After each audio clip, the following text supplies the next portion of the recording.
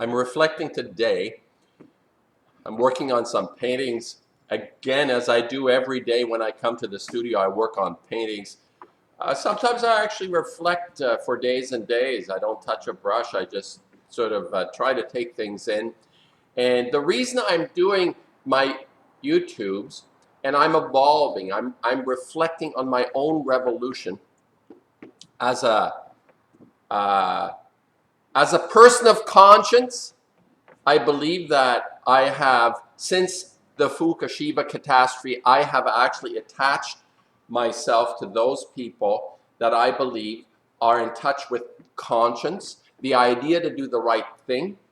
We are now in the age of fission, and Fukushima rules the age of fission, an age that began about 70 or some years ago in 1938, as I have expressed my own insight into this. And I'm reflecting on the evolution of myself today. And I realized, in regard to my expertise as a painter, as someone that expresses himself through colors and through paint, and my own way of having interpreted that activity, I make paintings in a very specific, particular way, like any artist has adapted their way of working.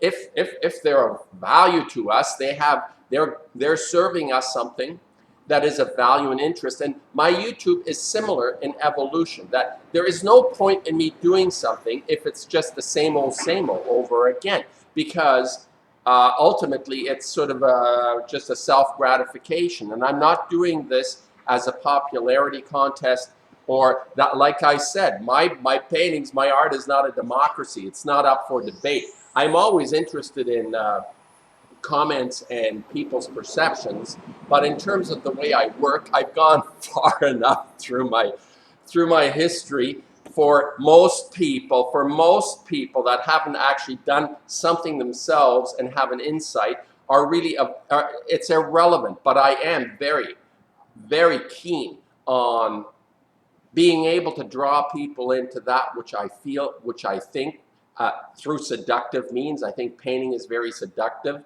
Okay, Tom, let's go here. My reflection on my own evolution, and this is what I've understood in the last probably about 4 or 5 months. It's becoming more clear. And we're facing the most devastating catastrophe in the history of all life on this planet, short of the meteor, which hit 60 million years ago, supposedly. Who the hell knows what happened 60 million years ago? I've always said this. And I'm thinking that my effectiveness, and I am continuously working on some level or other to promote the paintings that I'm making directly related to this event. Now, I have been very critical of certain artists that I've talked about, and most people that have a public forum choose not to speak out on this. And I know that we all know. I know different from anyone else. We all know. But what we do with this knowledge determines obviously how we act, and action is everything. But before we can act, we need to accept this. And I urge people to listen to Lonnie Clark's Age of Fission radio show on Monday, Wednesday, and Friday at 11 Eastern time. And I think this is really interesting. I've sort of, Lonnie and I actually speak quite, not regularly, but often. And what I've understood, and in this evolution of myself, and to some extent I think that Lonnie Clark as well would agree with this, that the level of success that we will have as a group, as an entity, as a consciousness that is exercising conscience. I think people, this is really important for me. This is something that I'm hammering, and I'm not going to continue on a vitriol, on a vulgarity, on a holier than thou, and blaming people. People are who they are. There are good people, there are bad people, there are indifferent people, there are indulgent people, there are generous people, there are greedy people, there are all kinds of people everywhere. So The point is that whoever listens to me is already more or less within this framework of thought and reflection, and what it is that is going to cause us to progress and to be able to make a difference, to stop this madness that has attached itself to the idea of progress.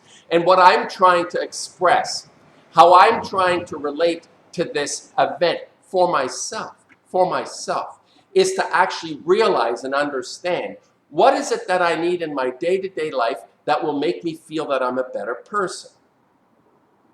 And I think my approach to this is not to regurgitate something that I know everyone listening to me, and even those that will come later or don't ever listen, already know, because this information is ubiquitous. This is the most monumental information released onto the planet through radionuclides. We all know our bodies are sensitive to what's happening. Just because the brain and the thought process doesn't follow the physical nature, which is why I talk about my work not as a subject and an intellectual exercise. It is an encounter with a physical object that leaves its imprint physically on us. It leaves its imprint, and this is a mystery because I don't know how cells communicate. Imagine this magnificent, complex structure of life contained in a human being or other creatures, the tigers, the dinosaurs, the dolphins, the whales, the fish, the animals, even single cellular animals have this ability to absorb the information. And we all know, that's what I say, we all know. So my YouTubes are not like Dana Durnford or other people that Jeff Rentz brings on and Yoshida, people that are telling us the circumstances of this tragedy. I have been trying, and this is my own evolution. I've become more aware of this, to rally something, not exterior. This is not exterior, like this Fukushima thing. This Fukushima, Shiva is an internal struggle. Shiva, in the Bhagavad Gita, if you look at this mythology, the Mahabharata, Shiva is a metaphor for an internal struggle. And of course, people externalize this and create hostilities and battles and fights between good and evil, and the brothers are in discord and they come together again, and the whole kind of mythology of our emotions and our excessive emotions and our inability to detach and just to look at something with reason, but reason guarded and guided by the heart, by conscience, by our intuition, but more importantly than intuition, by our conscience to do the right thing. I will keep referring to this, and in my own evolution, what I've understood, what I've realized, it makes no sense to actually attack or complain or address any part of the population except for the usual suspect, the sociopaths and psychopaths that have brought us the concept of progress related to technology. And the technologies that destroy all life on this planet is not progress. It doesn't work. So my input into this ambiance of YouTubeness, I want to clarify, because I think that whatever is happening in our own evolutions, every single individual on this planet evolves and grows. And how do we make this actually work for ourselves? How is this reflected in our action? This is what I question. This is what I propose. This is why I make paintings, because it's a continuous realization of an evolution that is actually making me hopefully a better person. And I've understood in my YouTubeness, I am departing from the blame and the, oh, you stupid idiots, you don't know what you're doing, and this person and that person. But I reserve the right to attack the usual suspects. And in terms of my own expertise, the usual suspects include artists, creative people that have chosen not to speak out. And some are more capable of speaking out than others. Let the work speak for itself. I understand this. But at this point, we do not have the luxury to just sort of put up a painting and walk away from it. It may have its impact, but and I understand some artists are very shy in this. And I used to be extremely shy in speaking with people in public at openings and making addresses. I was tongue-tied, I would flub around. It was pathetic, actually. I remember this in my first 20 years of trying to articulate things. But the idea that we all grow, people that watch me, people that watch other people on YouTube and try to attach themselves, here is what I've understood. Please, please, do not get caught in the information because it creates a passiveness. The information needs to be connected to conscience and action. So the more we understand and the more we confirm this understanding and do nothing, the more difficult this information becomes in each one of us. And people avoid absorbing and accepting this because they know they will get depressed and unhappy if they don't act on that, what they know. So it's important, and every person will have their own degree of acting on this information. And we all know we're being devastated by the radionuclides coming out of Fukushima and all the other nuclear plants, and any concept of this being propagated, like some people are now coming out and saying we should have the next generation of nuclear reactors to burn up this shit. Well, this is a very that is sophistry on something that is so devastating. If you're going to propose something that is going to solve this problem by doing the same thing, I mean, how absolutely insane and how totally nuts is this? Unless there is a 100%, 110% solution that this could not escalate into the next level of devastation, which I can't understand, I can't conceive of what this might be. The level of devastation of radioactivity on this planet, which is growing enormously every day. And now to propose how to get rid of this waste by burning it up in the next generation of death plants and death reactors that they're proposing, this is totally insane. We need to, okay, and here is where I depart with a lot of other people, because I don't have the expertise from the point of view of solving it.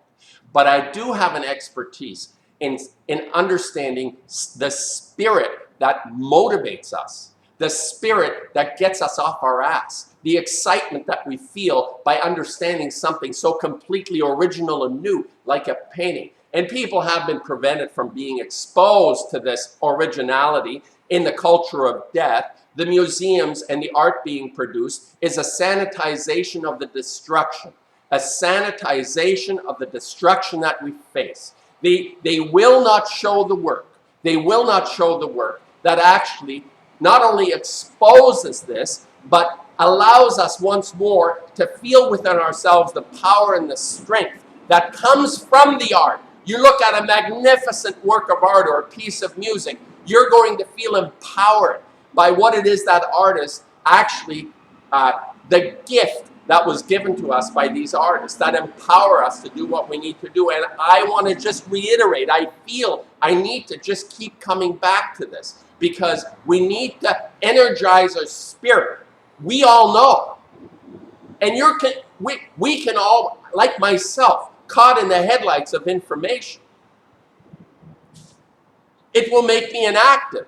It creates an inactivity. I feel it. The more I listen to this, all the people, and it's not that they're not important to present the facts. Man, just the facts, the facts. There is a physical world that functions based on primary relationships of survival. Yes, the facts, the facts. But the one that's being ignored, the one that I focus on, is that part of us which can generate the spirit, the desire to make the change. To make the change, and it has to be. It can't be relegated to a very small group of people. It has to expand. We need to expand this spirit, which is why I say I'm working on trying to promote my work and get the work out. And it's not like some people have said, oh, Ackerman does his YouTube channel just to sell his art. Well, I can guarantee I have not sold one single painting since 4.5 years based on my YouTube presentations.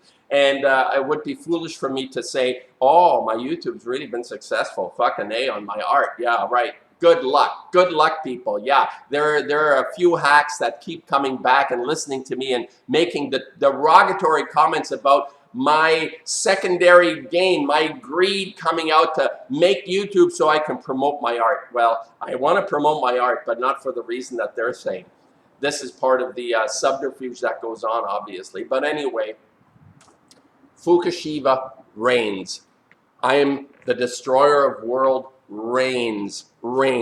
And we need to internalize. This is like a target. It feels like a target, doesn't it? We need to actually attack this within ourselves. Fukushima, the Shiva character in ourselves. This is our only salvation. This is what I'm thinking. And I'm not talking about Jesus coming or the aliens coming or the salvation. It is an internal fight. And we're in the trenches now. This is escalating. The cancers, the diseases, the sicknesses, they will just become so incredibly horrendous down the road. This is not surmised, this is proven. And anyone that still has a life and says, looks out, oh, the trees are there, I hear the birds in the morning. This is a very temporary situation, considering that nothing is being done to stop this devastation from the radioactivity that's being spewed by every single plant and all the industrial complex facilities that use this shit, this horrible stuff called cesium, or no, called plutonium and uranium, and all the elements that actually are created from the process, the fission. We are in the age of fission, people. We are not in the nuclear age. We're not in the atomic age. We're in the age of fission, because we've been in the nuclear age since the planet, as far as science can tell, for 4.5 billion years. We have been in the nuclear age. Nuclear is part of our planet. The atomic age is a misnomer. We are in the age of fission, and the atom bomb is a fission bomb. It's part of the age of fission, and we live in the age of fission, and we will die in the age of fission unless we rally the spirit.